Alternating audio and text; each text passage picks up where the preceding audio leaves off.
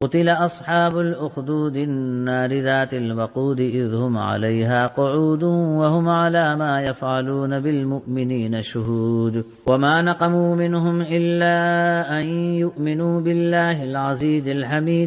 நெருப்பு குண்டங்களிடையவர்கள் கொல்லப்பட்டனர். விறகுகள் போட்டு எரித்த பெரும் நெருப்பு குண்டம். அவர்கள் அதன்பால் உட்கார்ந்திருந்த போது முஃமின்களை அவர்கள் நெருப்பு குண்டத்தில் போட்டு வேதனை செய்ததற்கு அவர்களே சாட்சிகளாக இருந்தனர். யாவரையும் மிகைத்தவனும் புகழுடையோனுமாகிய அல்லாவின் மீது அவர்கள் ஈமான் கொண்டார்கள் என்பதற்காக அன்றி வேறெதற்கும் அவர்களை பழி வாங்கவில்லை. சூரா அல் புரூஜ் வசனம் 4 முதல் 8 வரை.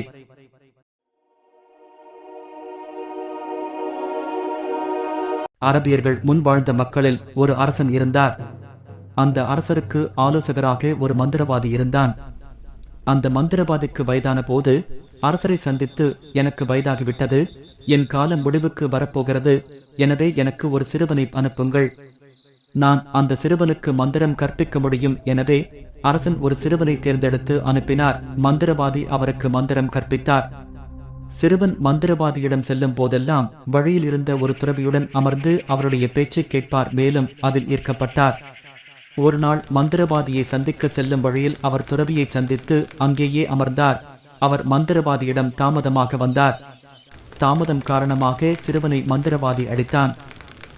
சிறுவன் அதை பற்றி துறவியிடம் புகார் செய்தார். துறவி சிறுவனுக்கு ஆலோசனை கூறினார். நீங்கள் மந்திரவாதியை பற்றி பயப்படுகையில் சொல்லுங்கள், என் குடும்ப உறுப்பினர்கள் என்னை தடுத்து வைத்திருந்தனர். உங்கள் குடும்பத்தை பற்றி நீங்கள் பயப்படும் போது நீங்கள் சொல்ல வேண்டும், மந்திரவாதி என்னை தடுத்து வைத்திருந்தார் என்று.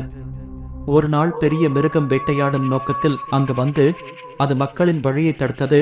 அப்போது சிறுவன் சொன்னான், மந்திரவாதி உயர்ந்தவரா அல்லது துறவி உயர்ந்தவரா என்பதை நான் இன்று அறிந்து கொள்கிறேன். அவர் ஒரு கல்லை எடுத்து கூறினார், யா அல்லாஹ், மந்திரவாதியின் விவகாரத்தை விட துறவியின் விவகாரம் உமக்கு விருப்பமானதாக இருந்தால் மக்கள் சுதந்திரமாக நடமாடுவதற்கு இந்த விலங்குக்கு மரணத்தை ஏற்படுத்துங்கள். அவர் அந்த கல்லை அதை நோக்கி எறிந்து அதை கொன்றார். மக்கள் பாதையில் சுதந்திரமாக நடமாடத் தொடங்கினர். அவர் பின்னர் அந்த துறவியிடம் வந்து அவருக்கு தெரிவித்தார் மற்றும் துறவி கூறினார், இன்று நீங்கள் என்னை விட உயர்ந்தவர் ஆகிவிட்டீர்கள். உங்கள் விவகாரம் ஒரு கட்டத்திற்கு வந்துவிட்டது. நீங்கள் விரைவில் விசாரணைக்கு உட்படுத்தப்படுவீர்கள் என்று நான் நினைக்கிறேன். நீங்கள் ஒரு விசாரணைக்கு உட்படுத்தப்பட்டால் எனது துப்பு கொடுக்க வேண்டாம். அந்த இளைஞன் பார்வையற்றவர்களுக்கும் தொழுநோயால் பாதிக்கப்பட்டவர்களுக்கும் சிகிச்சை அளிக்கத் தொடங்கினார்.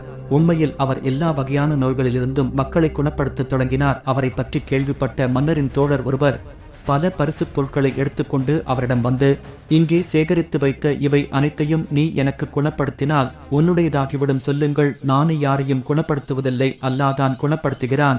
நீங்கள் அல்லாஹ்வின் மீது நம்பிக்கை வைத்தால் உங்களை குணப்படுத்த நான் அல்லாஹ்விடம் மன்றாடுவேன். அவர் அல்லாஹ்வின் மீது தனது நம்பிக்கையை உறுதிப்படுத்தினார். மேலும் அல்லாஹ் அவரை குணப்படுத்தினான்.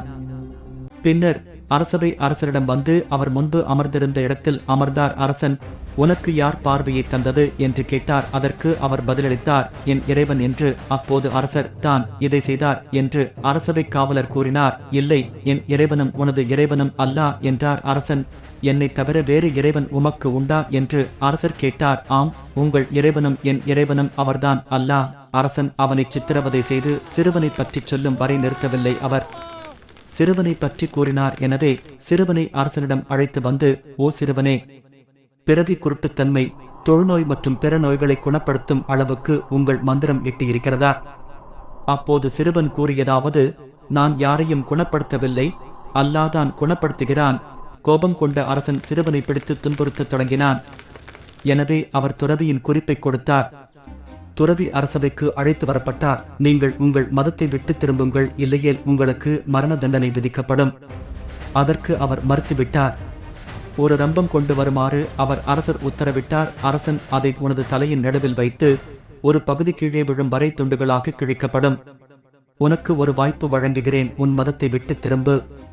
துறவி அதை செய்ய மறுத்துவிட்டார். மேலும் அவரது தலையின் நடுவில் ரம்பம் வைக்கப்பட்டு ஒரு பகுதி கீழே விழும் வரை அறுக்கப்பட்டு அவர் கொலை செய்யப்பட்டார்.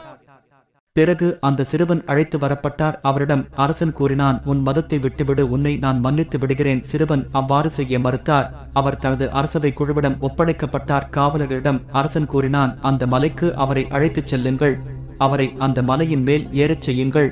அதன் உச்சியை அடையும் போது அவருடைய நம்பிக்கையை துறக்கச் சொல்லுங்கள். ஆனால் அவர் அவ்வாறு செய்ய மறுத்தால் அவரை மலையின் கீழே தூக்கி எறியுங்கள். எனவே காவலர்கள் சிறுவனை அழைத்துச் சென்று மலையில் ஏறச் செய்தார்கள்.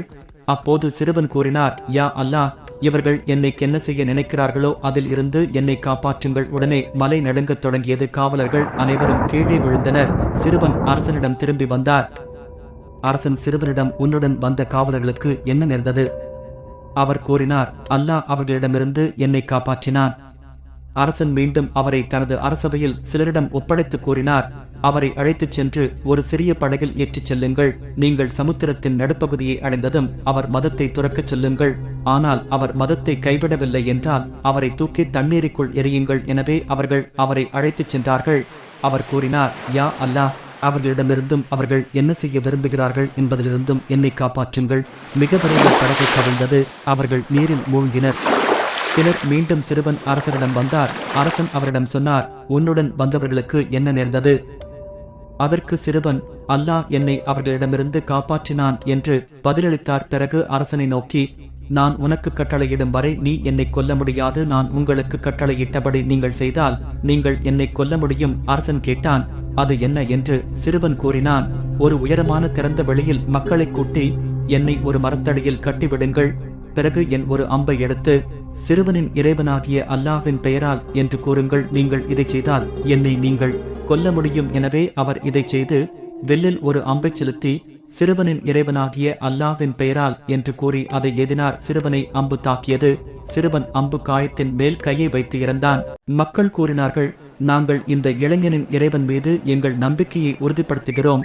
நீங்கள் தடுக்க நினைத்ததை அல்லாஹ் கொடுத்து விட்டான். மக்கள் இறைவன் மீது தங்கள் நம்பிக்கையை உறுதிப்படுத்தினார்கள். கோபம் கொண்ட அரசன் பாதையின் முக்கிய இடங்களில் பள்ளங்களை தோண்டும்படி கட்டளையிட்டான். இந்த பள்ளங்கள் தோண்டப்பட்டு அவற்றில் நெருப்பு மூட்டப்பட்ட போது மக்களிடம் இவ்வாறு கூறப்பட்டது, தனது சிறுவனின் மதத்தை விட்டு திரும்பாதவர் நெருப்பில் எரியப்படுவார் அல்லது அவர்களை உள்ளே குதிக்கச் சொல்லப்படுவார். அந்த மக்கள் மரணத்தை நாடினர். ஆனால் மதத்தை துறக்கவில்லை. ஒரு பெண் தன் குழந்தையுடன் வரும் வரை அவள் நெருப்பில் குதிக்க தயங்கினாள். குழந்தை அவளிடம் சொன்னது, ஓ அம்மா, இந்த சோதனையை பொறுத்துக் கொள்ளுங்கள். இது உண்மை மார்க்கம்.